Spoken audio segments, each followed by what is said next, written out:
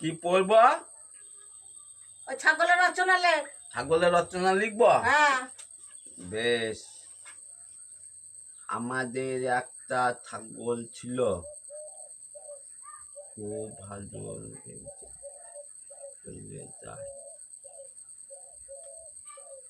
হইতে পড়াশোনা পড়ে শোনাবো। হ্যাঁ।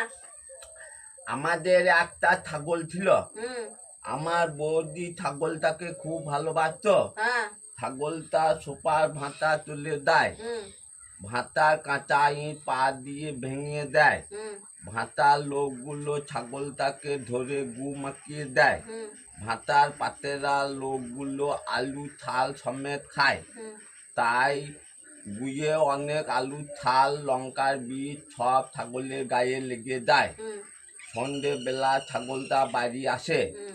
তখন আমার বৌদি ছুটে গিয়ে ছাগলটাকে চুমু খায়। হুম। আর সব আলু ছালগুলো লঙ্কার বীজ আমার বৌদির মুখে লেগে যায়। হয়েছে? হ্যাঁ, খুব ভালো হয়েছে। বেশ। ওইটা রচনা হয়েছে। হ্যাঁ, ওইটা